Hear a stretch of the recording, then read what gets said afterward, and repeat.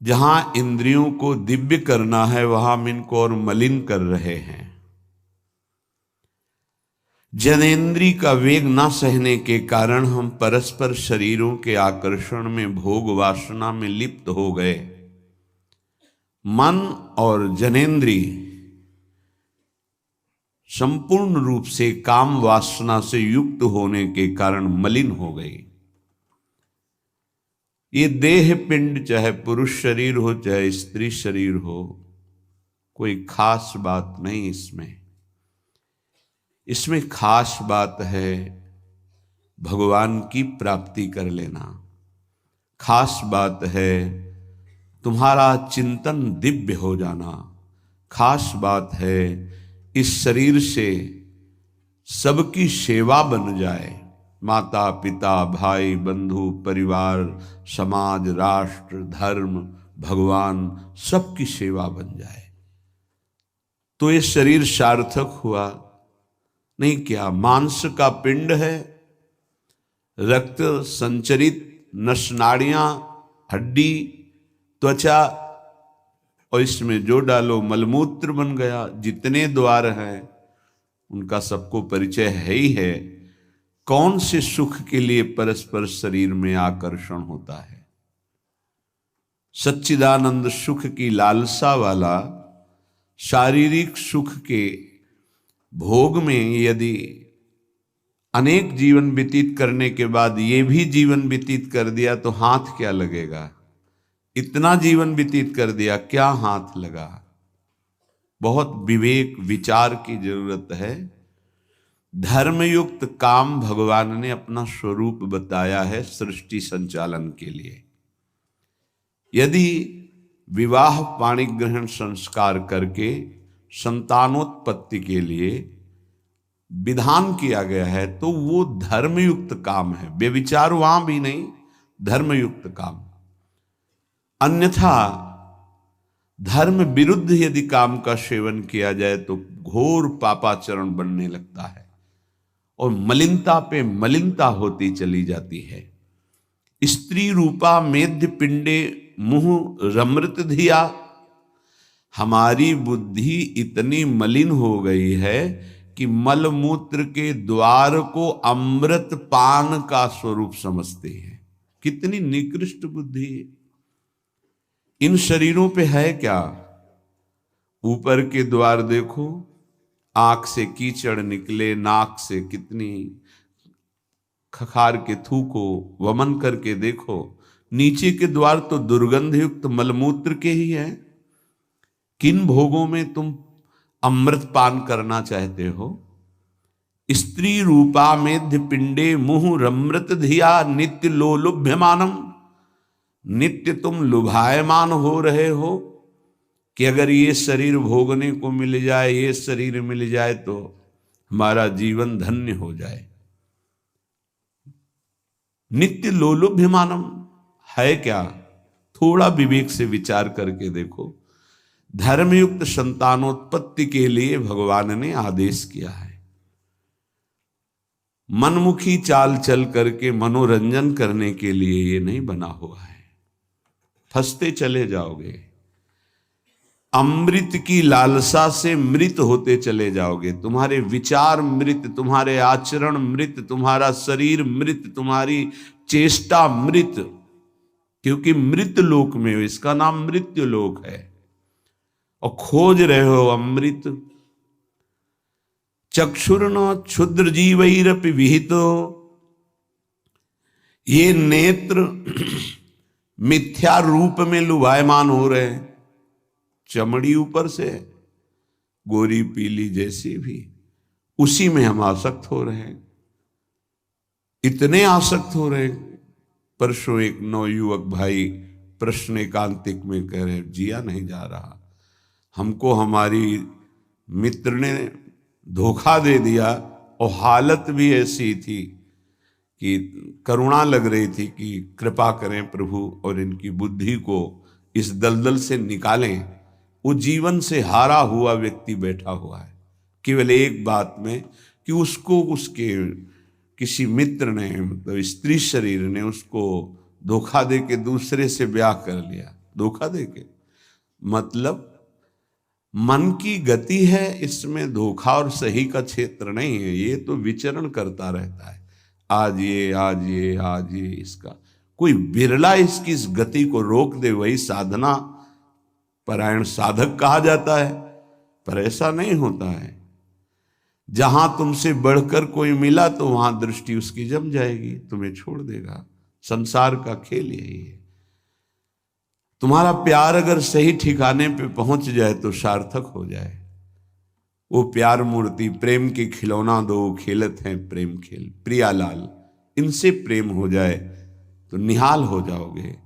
पर इनसे प्रेम करने के लिए कठिनता है।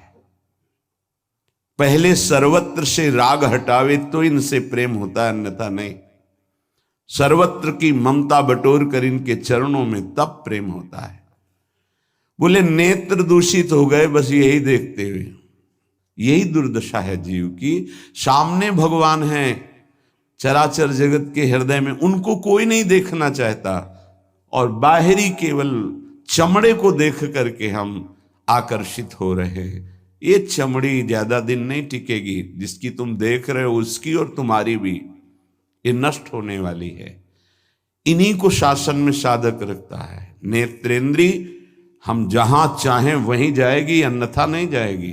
अभ्यास कीजिए नाम जप के द्वारा। ऐसे थोड़ी कि बात कर रहे हो किसी संत से भगवत चर्चा और तुम्हारी दृष्टि जा रही बार बार, और इतनी हिम्मत तुम्हारी कि भगवत भाव के वातावरण में तुम्हारी अशुद्ध वृत्ति उधर देखने की कोशिश कर रही। क्या देख रहे हो? चुप, एकदम शांत। चक्षुर्न क्षुद्र जीवैरपि विहित मृषा मानना अत्यंत मग्नाहा। ये क्षुद्र जीव समझ नहीं पा रहे कि नेत्र किसके लिए मिले। ये नेत्र मिले भगवत साक्षात्कार के लिए। ये विचार करो 5 मिनट आंख बंद करके, अगर ऐसे ही तुम्हारी आंखें छीन ली जाएं तो सोचो कैसा तुम्हारा जीवन होगा। जिन आंखों से तुम गंदी बातें कर रहे हो, गंदी बातें देख रहे हो, यही आंखें भगवान छीन लेते तुम्हारी, तो क्या तुम्हारा जीवन होता। आज तुम्हें भगवान ने आंख दी है, तुम इससे धर्म का दर्शन करो, सब में भगवत दर्शन करो, श्री विग्रह के दर्शन करो, संत दर्शन करो, नेत्र पावन करो। नेत्रों को दूषित कर लिया। हमारी वाक इंद्री, जब हम इससे चिदानंद नाम जप करते हैं, चिदानंद लीला का गायन करते हैं, तो वाणी भी चिदानंद हो जाती है। श्रवणेन्द्रिय, जब इससे हम नाम कीर्तन सुनते हैं, नाम जब सुनते हैं, भगवत लीला सुनते हैं, तो श्रवणेन्द्रिय चिदानंद हो जाती है। ऐसे समस्त इंद्रियां जब केवल आराध्य देव के प्रति समर्पित होकर क्रियान्वित होती हैं, तो उनमें ये सामर्थ्य आ जाती है कि उपासक की श्रवणेन्द्रिय निकुंज में प्रिया प्रीतम क्या बात कर रहे हैं ये सुनाई देने लगता है। निकुंज में प्रिया प्रीतम कैसी शोभा से विराजमान है ये दिखाई देने लगता है।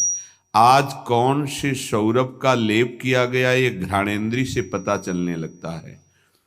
प्रिया प्रीतम की दिव्य लीला का इंद्रियां अनुभव करने लगती हैं, जो कि इंद्रिय मन से बिल्कुल अगोचर है। अगर उपासक इन इंद्रियों को थोड़ी भी स्वतंत्रता दे देगा, तो इनका स्वभाव है प्रकृति स्थान कर्षति।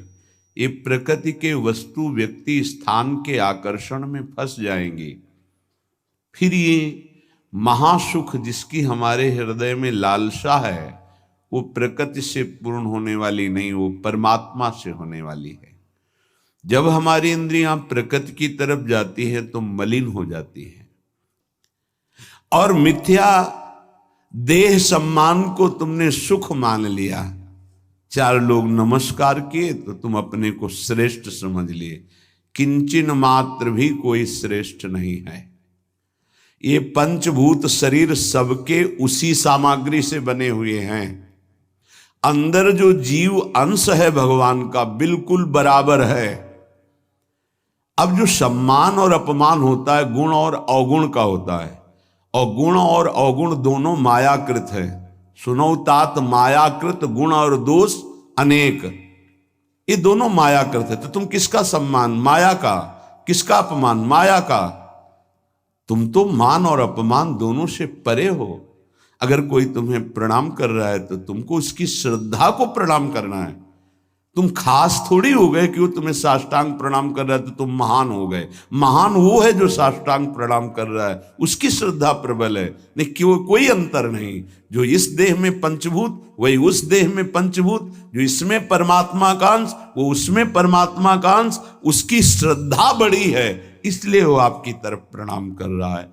बोले बहुत बुरा हो गया। मिथ्या मृषा मानना अत्यंत मगनाह, मैं झूठ मूठ अपने को बड़ा मानकर सम्मान प्राप्त करने की लालसा, सम्मान स्वीकार कर लिया तो हृदय अपवित्र हो गया।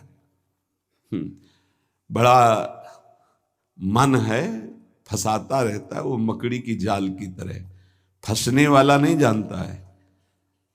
संत सदगुरुदेव शास्त्र इनकी सूत्रों को जब स्वीकार करे तो पता चलता है मैं फंस रहा हूं या मुक्त हो रहा हूं। श्रीपाद कह रहे हैं कि देखो, जनेन्द्री ने फंसा दिया काम भोग में, नेत्रेंद्री ने फंसा दिया रूप में। सच्ची अगर सावधान न रहे तो ऐसे ऐसे फंसाव हैं कि जीवन ही नष्ट हो जाता है, पूरा जीवन। अब उसको लाख समझा रहे थे, कुछ समझ में नहीं आ रहा था। बस वो ये समझ रहा था कोई आशीर्वाद मिल जाए, जादू टोना मिल जाए कि वो जो हमारी मित्र है वो वापस हमको मिल जाए वापस। बस उसको इतना ही लक्ष्य था। और हम ज्ञान विज्ञान वर्णन कर रहे थे, सुन बैठा था केवल, क्योंकि समझ में आता है ना आप हमारी बात पकड़ रहे हो कि नहीं पकड़ रहे। नेत्रेंद्री ने रूपों में फंसा दिया, हृदय मलिन हो गया सम्मान प्राप्त करने की लालसा से। और कह रहे जिभ्या मिष्टान्न निष्ठा विरमति न मनाग वित्त सग्रंथनुचितम। जबान आ गई भोजन के स्वाद में, ये मिष्ठान्न है, ये चटपटा है, ये बड़ा स्वादिष्ट है। जिभ्या रसेंद्री यदि भोजन के स्वाद में मगन है तो राधा नाम सुधा रसम का स्वाद नहीं ले पाएगी। उचित आहार जो भगवत प्रसाद रूप है उसको डाल लेते हैं, उसके प्रति हम आसक्त नहीं होते, स्वाद दृष्टि नहीं रखते। पूर्व के संत भगवान के दर्शन होते थे, खप्पर रखते थे नारियल का, नारायण नारायण, दाल खीर रोटी जो भी मिला खप्पर में डाला मिलाया। स्वाद से मतलब नहीं, प्राण पोषण से मतलब है। और यहाँ धनिया की चटनी अलग, टमाटर की चटनी अलग, भरौआ मिर्च अलग, ये अलग ये अलग, तो फिर राधा नाम सुधा रसम भूल जाओ। ये 2 अंगुल की जबान है, बस इतने में सारा खेल है। यहाँ से नीचे उतरने पर कोई स्वाद नहीं है भाई, इतने में घुमाने का स्वाद है। और अच्छे अच्छे इसी में फंस जाते हैं। जिसकी रसेंद्री विजयी नहीं हुआ रसेंद्री से, वो हर इंद्री का विजयी होने पर भी विजयी नहीं माना जाता। रसेंद्री विजयी जनेन्द्री विजयी जरूर होगा, और रसेंद्री जनेन्द्री विजयी संपूर्ण इंद्रियों का विजेता माना जाता है। धैर्यवान उसे ही कहते हैं जो 2 इंद्रियों को काबू में कर ले, रसेंद्री और जनेन्द्री। रसेंद्री मिष्टान्न आदि भोग पकवान पाने के लिए लोलुप जीवन हो गया, पेट बढ़ करके छाती से 1 बीता ऊंचा हो गया है। उठने बैठने में दिक्कत होती है, पर पाने के समय और कितना अधिक पाया जा सके, ये स्वाद वो स्वाद वो स्वाद कितना पाओगे, मर जाओगे पाते पाते, फिर भी तृप्ति नहीं होगी। बहुत विचित्र वासना है, बहुत विचित्र वासना है। चित्त वित्त सग्रंथ अनुचितम, सच्ची बात। आज चरित्र भगवत धर्म मर्यादा इसका महत्व धीरे धीरे समाज से हटता जा रहा है, धन का महत्व होता जा रहा है। क्या दुर्दशा है। बोले मनाग वित्त सग्र धनुचितम, अनुचित रूप से धन कभी सुखी नहीं हो सकता जो अनुचित रूप से धन प्राप्त करता है। हा वृंदारण्य कान्या भवति मम गतिश्चेदहम त्वत्स्थितोपि, मेरी क्या गति होगी जब मेरी इंद्रियां और मेरा मन ऐसा है। मैं आपका आश्रय लेता हूं, आपका वास स्वीकार करता हूं। मैं समझ गया कि मेरे से अब कुछ नहीं होने वाला, मेरी अनन्य गति आप हो। हे वृंदावन, आप मेरा सुधार कर दो। अब मैं कहीं किसी की ओर नहीं देख सकता, सिर्फ आपका आश्रय लिए हूं। भाव यह है कि हम सब तरह से हीन हैं, हर इंद्रियां हम पर विजय प्राप्त किए हुए हैं। उल्टा इंद्रियों पर हमें विजय प्राप्त करना चाहिए, इंद्रियां हम पर विजयी हो गई हैं। अब हम कैसे मुक्त हो। तो बोले धाम का आश्रय ले लो, बड़ा महत्व है। धाम कृपा करके आपको सत्संग प्रदान करेगा। यदि आप सत्संग के अनुसार सुलझ के चल पावे तो क्या होता है, जन्म जन्मांतर से मलिन बुद्धि होती है और बहुत भागती है बुद्धि। जैसे जंगली नील गाय देखा हो, गर्दन उठाई भागती चली जा रही, ऐसे ये भागती बुद्धि। अगर इसको कोई रोक सकता है तो गांव में एक लंगड़ बांधा जाता था। लंगड़ समझते हैं, दो टांगों के बीच में एक मोटा सा लकड़ी का। अब वो भाग नहीं पाएगी ऐसे। गुरु कृपा, गुरु आदेश, गुरु शासन, ये बुद्धि के ऊपर लंगड़ का काम करता है। तुम्हें पता ही नहीं गुरु के हृदय में अनंत माताओं जैसा प्यार होता है। जैसे भगवान गाली देने वाले को भी परम पद देते हैं, उन्हीं के दास हैं वो। किसी का अमंगल संत के द्वारा, गुरुदेव के द्वारा नहीं। आपका विचार, आपकी सोच आपको अमंगल के रास्ते पे खड़ा करके और ऐसा धक्का देगी कि शायद है फिर बचा पाने की स्थिति ना रह जाए। सगर के जो पुत्र 60,000 थे, भगवान कपिल देव जी का अपराध कर दिया, आश्रम को विध्वंस करने लगे। घोड़ा वहीं बंधा हुआ था, किसी ने बांध दिया था, उनको पता भी नहीं था।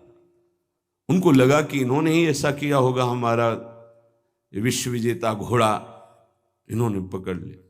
बड़ा उपद्रव किया। कपिल भगवान ने कोई शाप नहीं दिया, उनकी तपोशक्ति ने उनको नष्ट कर दिया, भस्म कर दिया। जिनके उद्धार के लिए उन्हीं के वंशजों में क्रमशः आराधनाएं हुई, फिर पर सिद्ध कर पाए भगीरथ जी और भगवती गंगा को लाए और अपने पुरखों का उद्धार किया। जो थोड़ा भी अपनी बुद्धि को तुम भगवत मार्ग से विमुख करोगे, वो आपको फंसाने के सिवा और कोई मार्ग नहीं बता सकती। यहां समिटना है, अपने अस्तित्व को मिटा देना है, प्रभु के चरणों में पूर्ण आश्रित हो जाना है और जीवन मुक्त हो जाना है। ये रास्ता है। यदि हम भगवत मार्ग के पथिक हो करके थोड़ा भी अपने मन के अनुसार चलेंगे तो मार्ग बदल जाएगा। गुरु आज्ञा तज करहि जे बान, यह अधर्म यह सब हानि, कान न रसिकन मेरा है। पर जैसे जंगली नील गाय होती है ना, उसको ऊपर कोई शासन बर्दाश्त नहीं। वो जब दलदल में फंसती है तब उसकी चाल रुकती है, अन्यथा नहीं। तो माया प्रपंच का दलदल जब ऐसी बुद्धि वालों को रोकता है, तब उनको याद आता है कि क्या मैं कहीं गलत मार्ग पर चल पड़ा क्या। पर जब तक फंसता नहीं तब तक उसे पता ले चल। माया ऐसी बचाव पक्ष से उसको ले जाती कि इतनी दूर पहले ले जाऊं कि ये लौट ही न सके, तब बात बनेगी। श्रीपाद कह रहे हैं कि सब इंद्रियों ने, मन ने हमको अपने अधीन कर लिया। अब तो हे वृंदावन आपका सहारा है। बनाया हुआ सिद्धांत है। रही मन देखी बड़ेन को, लघु न दीजिए डारी, जहां काम आवे सुई, कहा करे तरवारी। और सिद्धांत उन्हीं का बनाया हुआ है। अगर गुरु चरणों में लघुता आ गई तो विश्व ब्रह्मांड में महत्ता स्पर्श ही नहीं कर सकती तुम्हारा। ये हमारी बुद्धि, ये हमारा मन ऐसा सोचता है कि शॉर्टकट से चले धनी बन जाए, शॉर्टकट से चले परम पद मिल जाए, शॉर्टकट से चले बहुत उत्तम सम्माननीय बन जाए। है बहुत शॉर्टकट है। सर्वस्व त्याग और एकमात्र प्रभु का आश्रय। अभी जो चाहो बन जाओगे, पर सर्वस्व त्याग। आज तक जितने भी महापुरुष हुए हैं सर्वस्व त्याग से। सर्वस्व त्याग का स्वरूप किसी के नामे कर देना सब प्रॉपर्टी नहीं, अपना अस्तित्व मिटा देना। अम्बरीश जी चक्रवर्ती सम्राट हैं पर अपना अस्तित्व नहीं है, तो क्या हुआ? सुदर्शन चक्र उनकी रक्षा में है और भगवान दुर्वासा जी को द्विज कहते हैं और अम्बरीश जी को भक्त कहते हैं। अहम भक्त पराधीनो अस्वतंत्र इव द्विज। तो मैंने वृंदावन का आश्रय लिया, अब वृंदावन संभालेगा। तो वृंदावन किस रूप में संभालता है? संत रसिक सदगुरुदेव के रूप में संभालता है। यदि हम ना उनकी आज्ञा का पालन करें, अवहेलना करें, तो बड़े कृपालु हृदय के होते हैं जो संत हैं। संत सरल चित जगत हित, जानि स्वभाव स्नेह। तुम क्या जान पाओगे कि हृदय में तुम्हारे ही प्रति कितना दुलार है। सांप को चाहे जितनी प्रार्थना करो, आरती उतारो, दंडवत प्रणाम कर लो, कह दो सीधे चलो तो कभी नहीं चलेगा वो। उसकी चाल ही टेढ़ी होती सांप की तरह। ऐसे जो कुटिल बुद्धि के होते हैं, हाथ जोड़ो, पैर छुओ, दुलार करो, गले लगाओ, जीवन दे दो, लेकिन वो सांप की तरह ही कुटिल बुद्धि से चलेंगे। उनका जो विषैला स्वभाव है वो उनकी आध्यात्मिक शक्ति का नाश करता है। उनको लगता है मैं बहुत बड़ा अध्यात्म कर रहा हूं। अध्यात्म कहां से होता है? गुरु आज्ञा से होता है। अध्यात्म कहां से होता है? गुरु मंत्र के निरंतर सुमिरन से होता है। अध्यात्म जिसके अंदर है तो त्रिभुवन का संपूर्ण वैभव उसको मृत तुल्य लगता है। मृत तुल्य, न पारमेष्ठ्यम न महेंद्र दिष्ण्यम। आपको लगेगा भरण पोषण कैसे होगा? तो भगवान, उनके वचन यही भक्त का आश्रय होते हैं। भगवान ने कहा अनन्यश्चिंत्यन्तो माम, तुम्हारी एक ही जिम्मेवारी है, तुम केवल मेरा अनन्य चिंतन करो। और जो अनन्य चिंतन करता है, ये जनाः पर्युपासते, जो ऐसी उपासना करता है अनन्य चिंतन से, तो योगक्षेमम वहाम्यहम, मैं उसके योगक्षेम का वहन करता हूं। अप्राप्ति की प्राप्ति और प्राप्ति की रक्षा ये मैं करता हूं। शुद्ध परमार्थ को जान लो, जीवन मुक्त हो जाओ, फंसने में देर नहीं लगती। ये मन कभी भी कहीं भी कैसे भी आचरणों में फंसा सकता है। अजामिल जी अपनी इंद्रियों की चंचलता को शासन में लेकर के अपने पिता की सेवा में गुरु भाव से लगे थे। बड़े धर्मात्मा पिता थे। एक दिन वो समिधा लेने के लिए गए तो जंगल में देखा एक शराब पिए हुए व्यक्ति किसी वैश्या से सहवास कर रहा है। अचानक दृष्टि पड़ी। शास्त्र आज्ञा करता है ऐसे दृश्य को एक बार अचानक दृष्टि पड़ने पर दोबारा ना देखा जाए और नमस्कार वृत्ति कि भगवान की माया है, आगे बढ़ जाए। पर वो तो सेवा को छोड़ करके उसी को केवल देखने लगे। देखते ही चिंतन बढ़ा। चिंतन बढ़ता ही संगस्तेषुपजायते, संग की इच्छा आसक्ति प्रकट हुई। जब वो पुरुष चला गया तो उस वैश्या से मिले और कहा मैं आप पर आसक्त हो चुका हूं, तो उसने कहा मेरे जीवन का उद्देश्य ही है आसक्त पुरुषों से धन लेना, उनको सुख पहुंचाना। कहा पूरी पिता की संपत्ति सब वैभव लुटा दिया। आखिरकार उसी के पास रहने लगे, उसके दास बनकर रहने लगे, क्या क्या अमंगल कार्य करने लगे। जहां संविदा लेने गए थे यज्ञ के लिए, वहां पशुओं का हिंसा करके और मांस रांधना खाना, ये सब बहुत गंदा जीवन। एक बार थोड़ा भी कोई धर्म का अनुष्ठान करे तो धर्मो रक्षति रक्षिता, धर्म उसको बचाने की कोशिश करता है, रक्षा करता है। गांव में संत मंडली आई, मंडली ने पूछा यहां कोई पवित्र उदार संत सेवी का घर हो तो बताना, वहां आज हम रुकना चाहते। पूरी संत मंडली ठाकुर को भोग लगाएंगे, आरती पूजा और सुबह चले जाएंगे। हाँ, उन्होंने कहा सबसे ज्यादा पवित्र अजामिल है गांव के बाहर, जो वो बगीचा भी सामने वाला उन्हीं का है, वो वैश्या का था। संत स्वभाव विश्वास से होता है, संतों का स्वभाव जो सिद्ध होता है वो विश्वास से होता है। आज तक कभी ऐसा संशय नहीं होता कि आदमी ऐसा बोल रहा है तो इसमें कुछ झूठ भी हो सकता है क्या, नहीं। पर बाद में ऐसा लगता है कि इनको सत्य बोलना आता ही नहीं है। संसारी आदमी को आचार्य की बात फिर याद आती है, पाए जान जगत में सब जन कपटी कुटिल कलयुगी टंचु। कपट और कुटिलता के बर्ताव किसी और कुछ आता ही नहीं।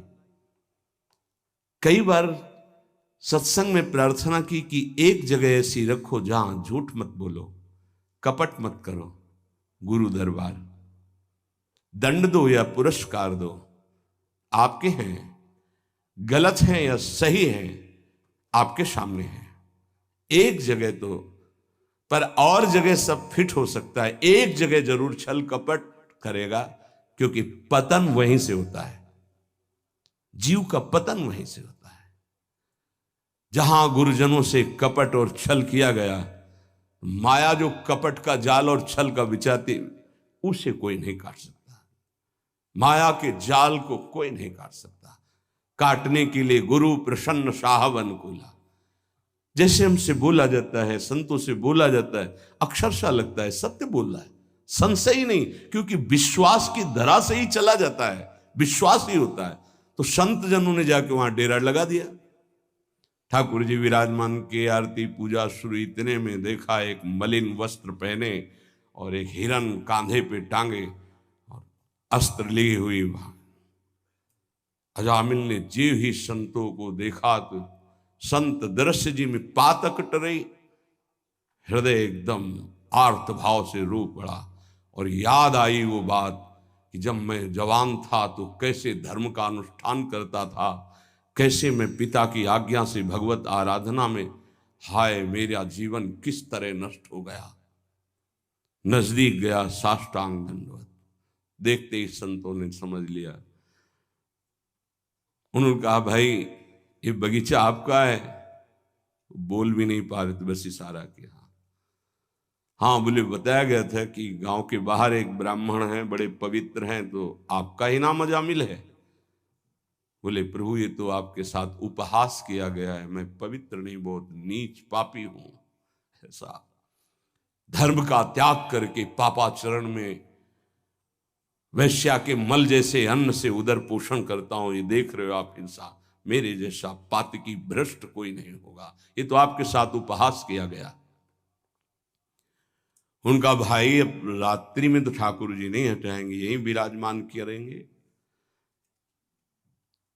पर आपका कुछ पाएंगे भी नहीं। तो चरणों में लौट गया, महाराज क्या अब भी मेरा उद्धार हो सकता है?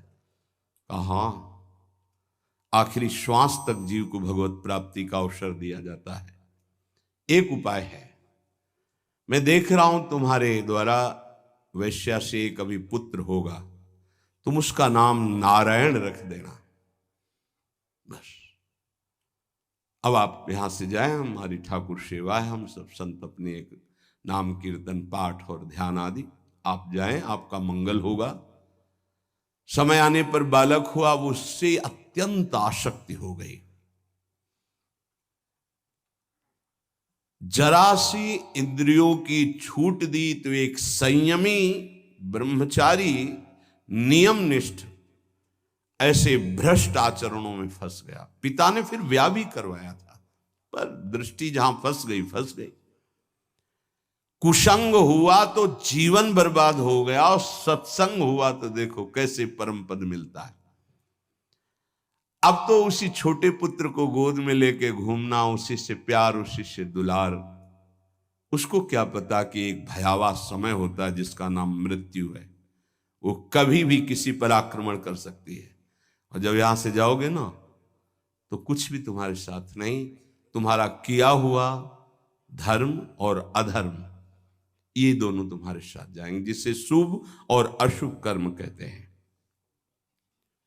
अचानक उसको दिखाई दिया दो भयंकर यमदूत, कांपने लगा। यमदूतों की दृष्टि मात्र से उसके मलमूत्र छूट गए, इतने भयानक। और उसकी आसक्ति अपने पुत्र पे थी, तो ऐसा लगा कि मैं आखिरी में एक बार अपने पुत्र को बुला के देख लूं। बुलाया, नारायण, बस मंगल हो गया।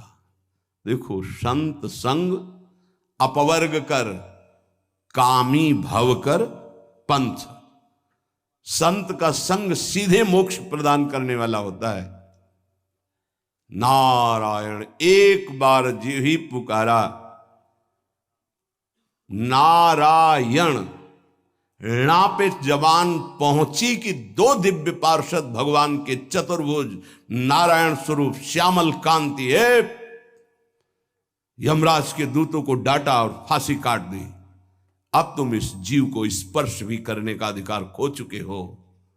बड़ा सुंदर प्रसंग है, अगर इसे बार बार हम सुने और इसे हृदय में बैठा लें तो जीवन मुक्त होने के लिए पर्याप्त साधन है। नाम महामंगल मूद में अजामिल जी की चेतना लुप्त होने वाली थी, फांसी पड़ चुकी थी यमदूतों की। यद्यपि उसने भगवान को नहीं पुकारा, अपने बालक के स्नेह वशात उसको पुकारा नारायण, पर संतों ने नाम रखवाया था।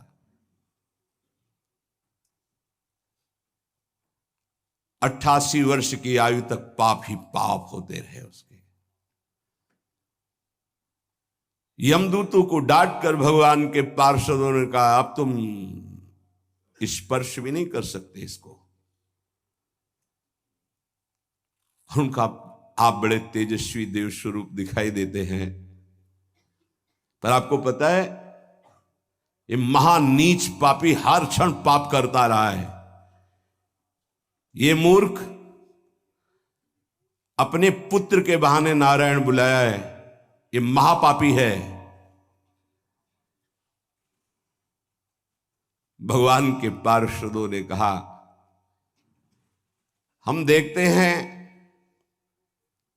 कि तुमको कोई ज्ञान नहीं है।